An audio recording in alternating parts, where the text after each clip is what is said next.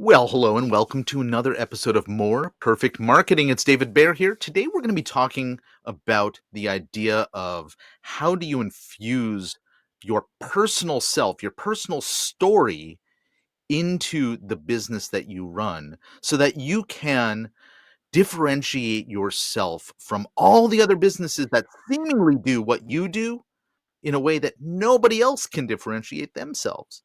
And there's a mastermind behind this approach, this philosophy, this theory that you can really be unique in your business. And thankfully, he's decided to say yes to my invitation to join us today on More Perfect Marketing. And that is Brad Bucceri, who is joining me from now. I was about to say across the pond, but is it Shrewds Shrewsbury? No, did I get it right? Shrewsbury. Yeah, Shrewsbury. yeah. Anyway, Brad, welcome. Thank you so much, David. Thanks for having me. So, all right, I kind of set it up there in terms of the philosophy that is behind the work that you've been doing. And first, I wonder if you can sort of talk about like what the philosophy is and why it matters, and then we'll get into a little bit of background, of like why did you even come up with this in the first place. So I'll let you start. Sure, thank you. Why it matters is from my perspective, I've been in the marketing world for a fair number of years, and it's got to the point where I think the internet and various other platforms have made us lazy as marketers, and especially as small business owners, we don't always necessarily know the right way to market. And so we end up with these USPs, which aren't really USPs. And so my mission is telling people that USPs don't really work anymore. You need another way. Instead of telling your audience why you're better than the competition, you need to be able to tell them why you're one of a kind and make yourself the only choice for them. And for those who are not tuned into all of the marketing jargon that we tend to use, USP is a unique selling proposition. Can you talk a little bit about like, what that is?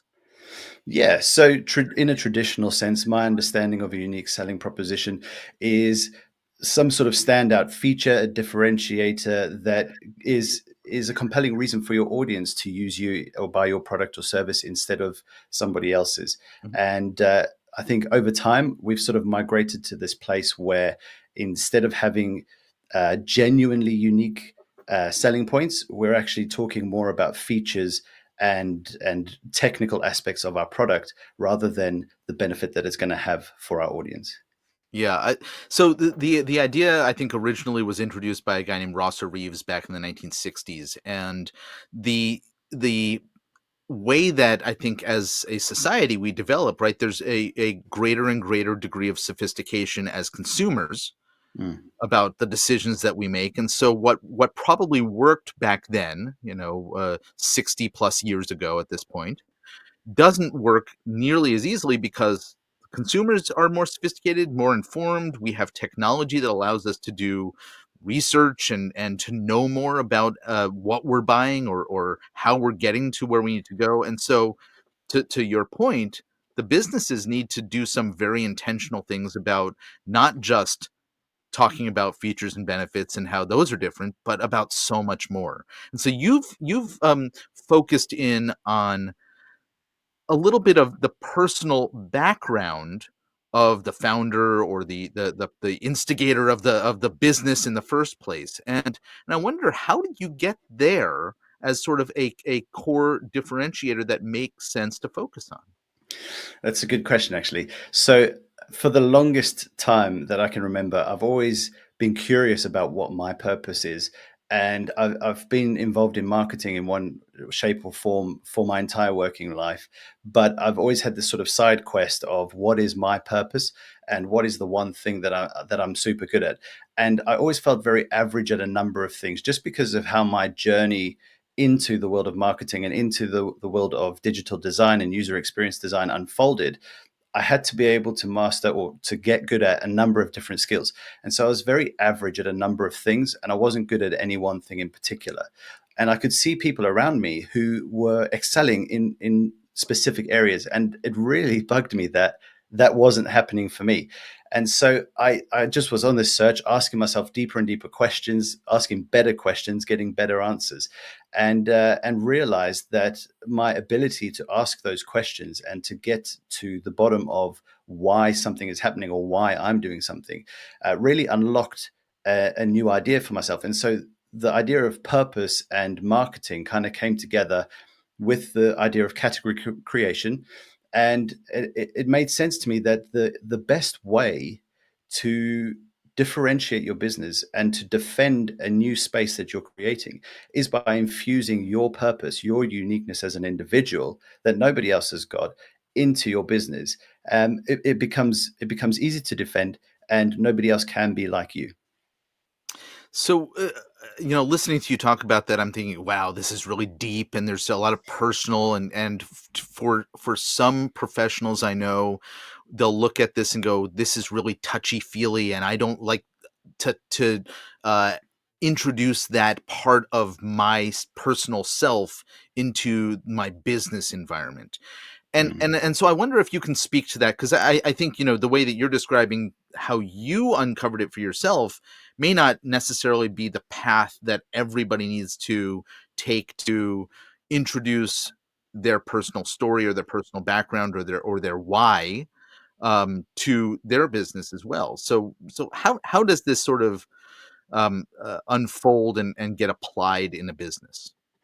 Yeah, so I think once we understand, for me, the importance is even if we don't share our own unique purpose with the world, the importance is making sure that we're clear on it. If we're in a place where our self worth and our value is coming from external things, when those external things are removed or shaken, we're going to fall about as an individual. But if we're strong in who we are, then we're going to have this strength that comes through. And so, if we're clear on that, we don't necessarily have to talk about that in what we do. If we know what our purpose is, there are different ways that we can act that out. Some are more explicit than others, and some are more subtle than others. Can you walk us through, you've worked with a number of clients through this process, the types of quote unquote purpose, that you have uncovered or identified? Because I think, it sounds like a very lofty word, and I imagine that for some people it can be lofty, for others it can be very practical. And so maybe you can give us sort of a few examples of what that looks like for for an individual.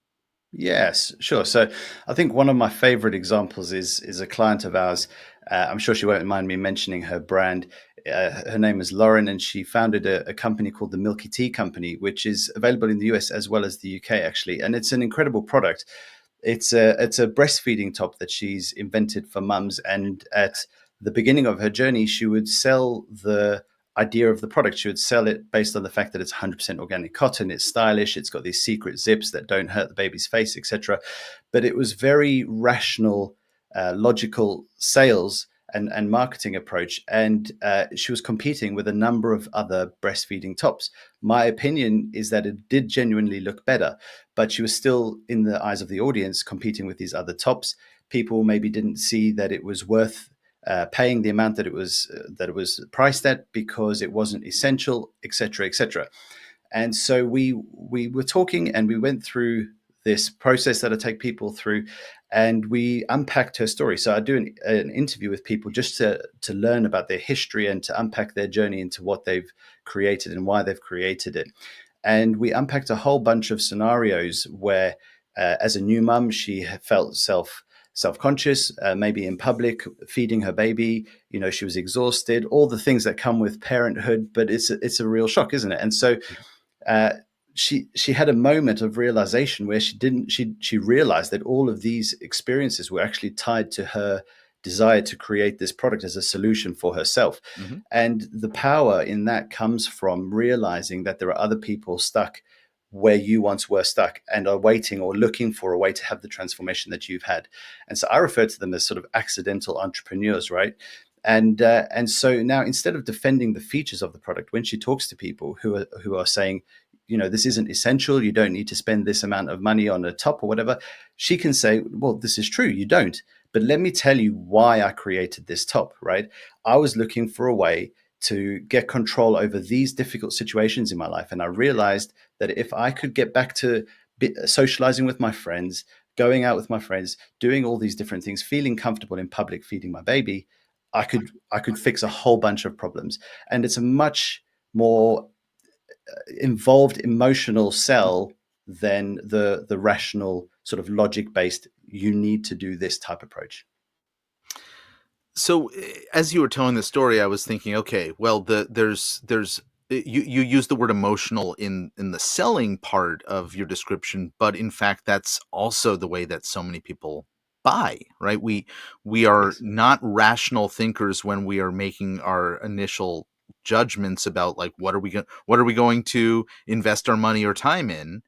And so it sounds like, her personal story and I was dealing with this challenge and this problem and this insecurity, right, are things that are going to be much more likely to emotionally connect with the people that she is trying to serve, rather than the fact that the zipper is not going to, hurt the baby Yeah. as much as, some other product on the market. Mm. Yeah. So this one was a very practical, I think, application, and it really does challenge the notion of what I had when you were saying purpose, because it's not save the world, save the whales, solve hunger.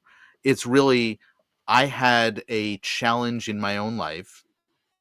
I couldn't find a solution, so I created the solution, and now I want to offer that solution to you. And having spoken with you before, that was sort of the scenario that I think you've described in a lot of the folks that you've worked with. Are there other types of approaches to identifying and defining purpose that you've encountered?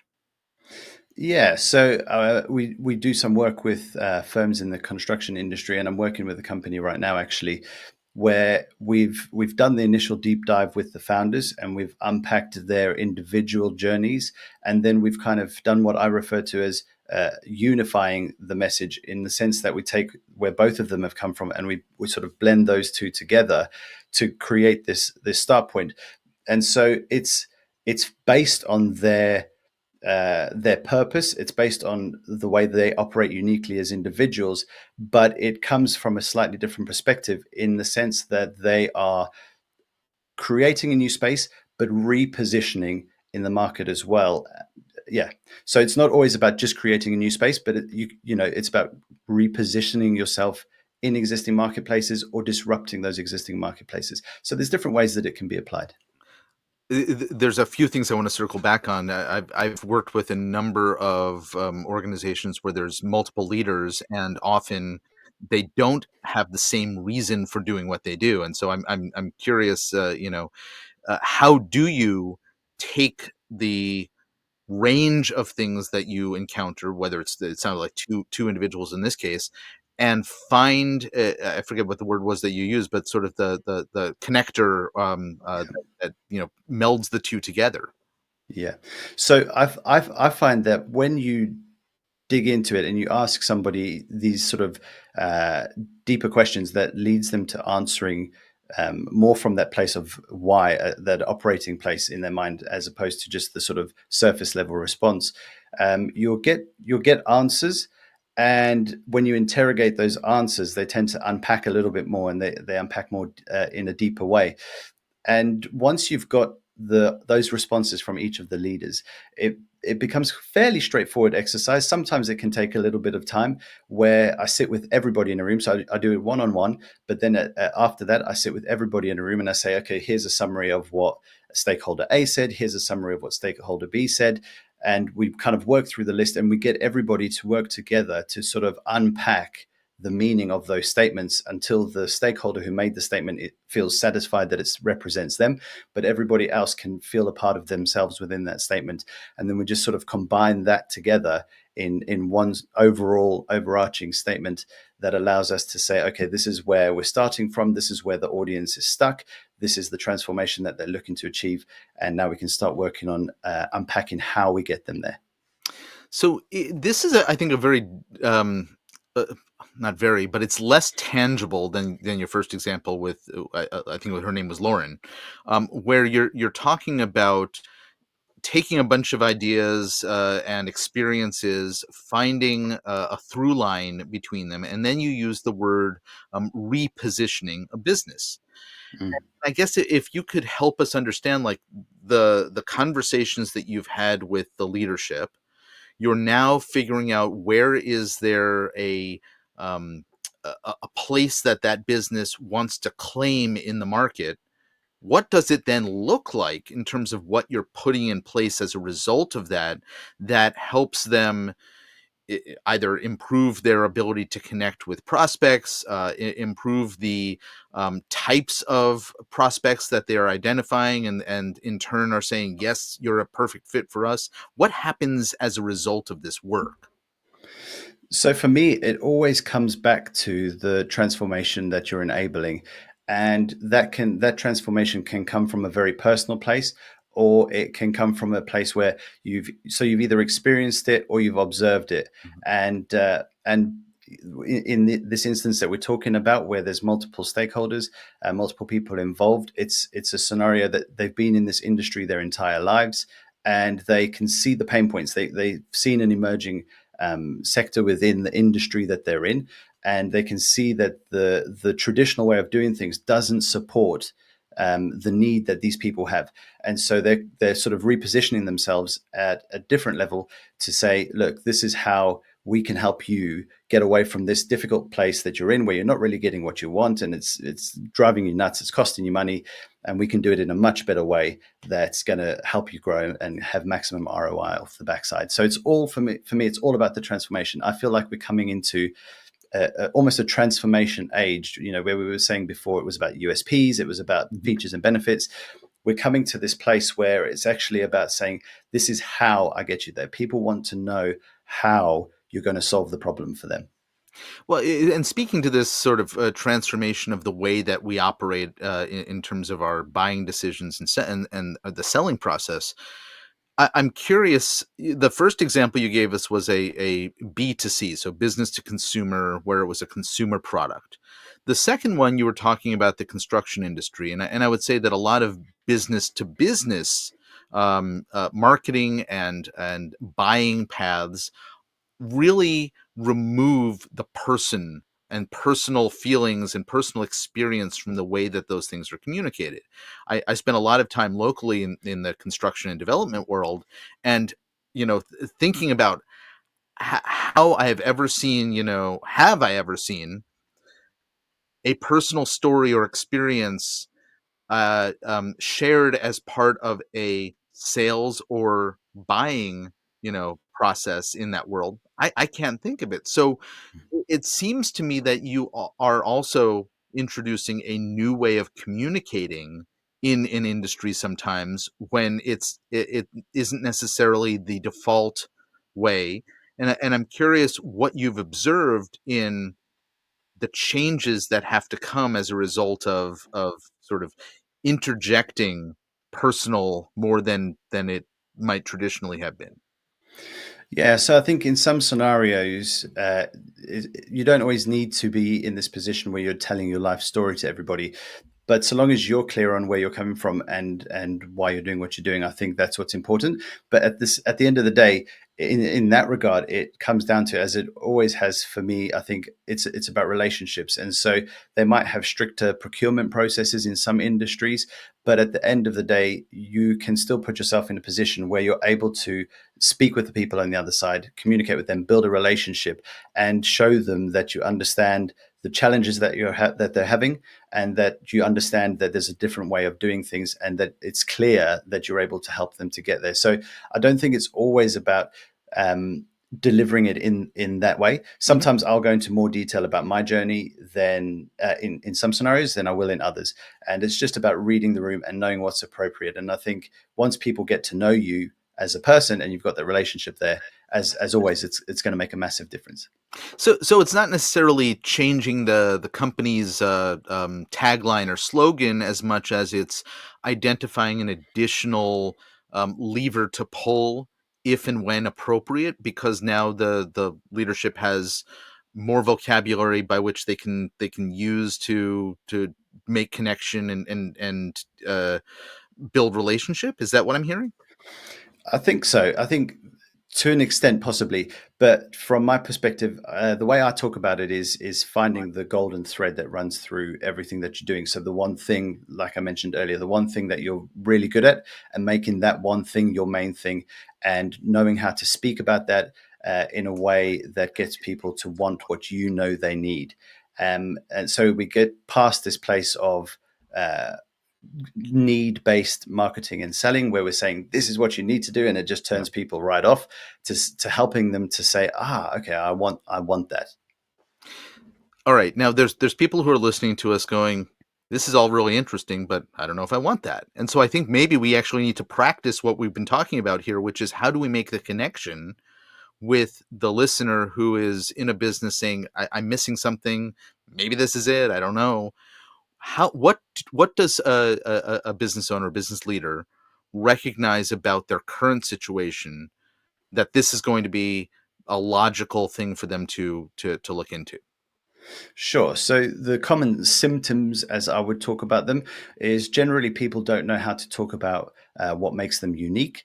They're constantly worried about having the competition that's around them. They're worried about competing all the time. They're in a race to the bottom on price, and they very often feel like they've started their business, they've lost the passion that they had for their business, and they're just kind of hanging in, going through the motions. They've lost their identity, and everything's got a little bit watery.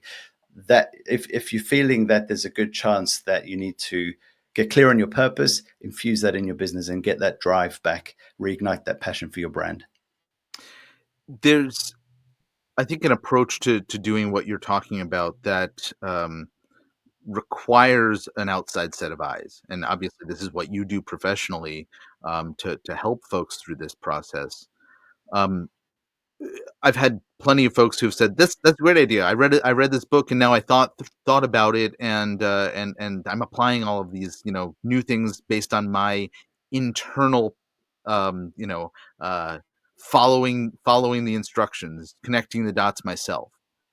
Now, this is a super softball question, but I think it's important to point out, what are the problems when somebody takes this on themselves without the assistance of either a fresh set of eyes and ears? Yeah, it's a good question actually, and a chap that is fantastic, Sal Jeffries. We spoke about briefly before this conversation. Mhm. He is a great mind on this, and we were having this exact conversation the other day actually. And he was saying to me, he comes from a psychology background and psychotherapy background, and he was saying to me, look, it's so important that even coaches have coaches, because we're not able to observe ourselves. We're not able to coach ourselves from an objective standpoint because we're emotional beings. There's always emotions tied into that. And so if we're going down that journey ourselves and we're trying to assess it ourselves, it is possible, but it took me 20 years. And so unless you've got 20 years to spare, it's highly advisable to speak to somebody else who can sort of listen objectively to what you're saying and give you a nice logical clinical response back as to what they're hearing you're saying, so that you can put that feedback into your outlook that you've got on the world, and in terms of what you're doing. So here's I think the next logical question that I think, if I were going out and pitching what we've been talking about, um, any reasonable business owner is going to ask something along the lines of, and I hate what I'm about to ask because it's a bad question, but what's the ROI? What's the return on investment? If I do this, what am I going to get out of it aside from more clarity or more, right? Does it get me more customers? Do I make more sales? How does that enter into the equation?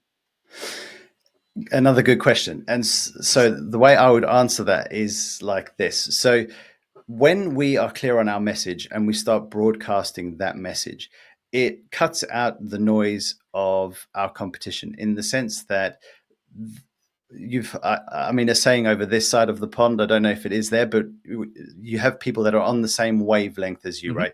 people that not anyone thinks exactly like you, but they kind of get where you're coming from. And so when we're broadcasting our message that's coming from a grounded place from ourselves, when we know what message we want to put out there, they're going to say, this person gets me. I need to work with them. And so it cuts out the noise. And so you could have competitors directly next to you, but because they're broadcasting their own unique message, they're going to attract people that resonate with them. And so it results in less noise, more authentic content that you're putting out, more clarity across the board on all of your channels, increased interest from your ideal client if you're doing this consistently. And yeah, yeah. The examples that we've had have really spoken to the idea of a founder leader, maybe even the founder salesperson in the scenario where it's really about that personal connection with that person's personal story.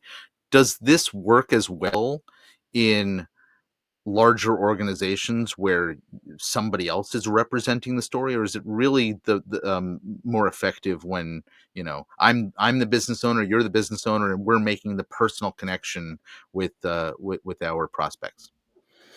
In terms of the process of clarifying a message and infusing that purpose, getting to the bottom of that purpose, it works best when the founder of the business is involved. That business can be at different sizes.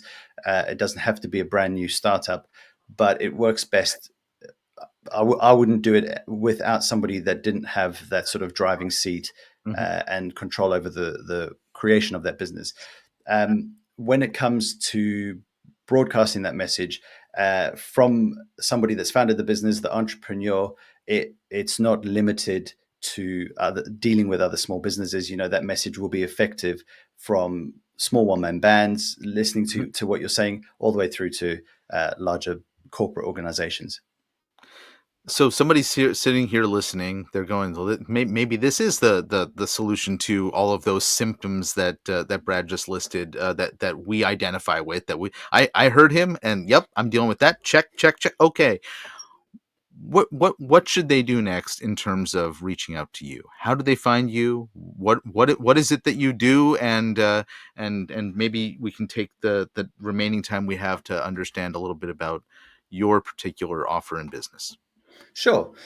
So the best place to find me at the moment is on LinkedIn. So Brad Bucceri on LinkedIn, and you'll find me there talking about all of this stuff. And the best thing to do next, if it's something that you want to do, really is to get clear on that purpose. Once we're clear on our purpose, we can use that purpose to make our business unique. And when we've made our business unique, the noise of competition disappears. I deliver that myself in something that I call the Message Clarifier program, which is a 6-step framework that I take people through and help them to think through 6 different areas. So we look at your past, the past according to you, your life, the past according to the industry, maybe what they get wrong, um, your audience from a more emotional perspective, as we were saying. So it's not your typical marketing avatar or persona. It's a more emotionally driven, like wants versus needs.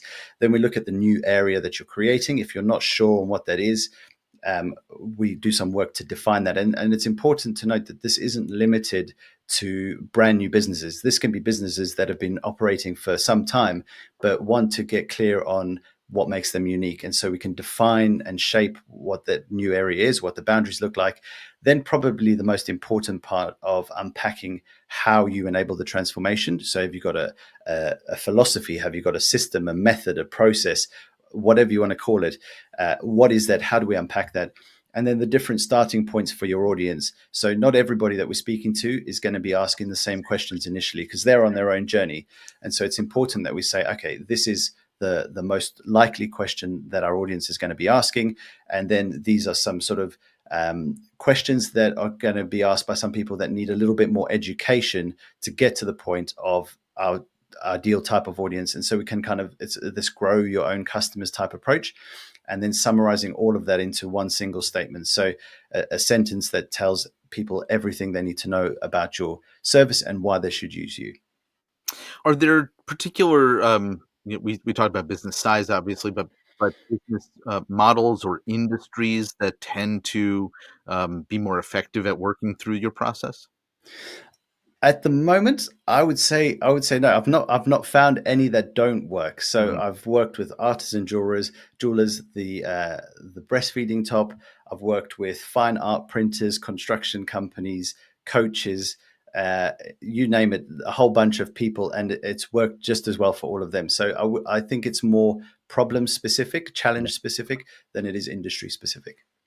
Well, I love the process. It's not all that different from a lot of things that happen in a lot of the marketing stuff, but you have taken the perspective of really infusing the why, the story behind, purpose of that founder, and tied it to a lot of the things we traditionally do in marketing planning, which puts a real spin on a lot of the outcome of the exploration or research that we do, in I think a very tangible, practical way to then implement lots of very interesting and clearly more effective marketing activities as a result. So I'm fascinated by it. I'm eager to dig into the 6 steps a little bit more and understand more about what you do. But for the meantime, if folks are interested in reaching out to you, we'll have your LinkedIn link in the show notes. That's Brad Bucceri, spelt Bucceri. You can type that into the LinkedIn search bar or click on the link here in the show notes. Brad, thank you so very much for joining me. I really appreciate our conversation today. Thank you so much for having me. It's been great. Indeed. Folks, if you know somebody who can benefit from listening to the conversation you just heard, please share this with them. Until next time, I'm David Baer, and this has been More Perfect Marketing. Bye bye.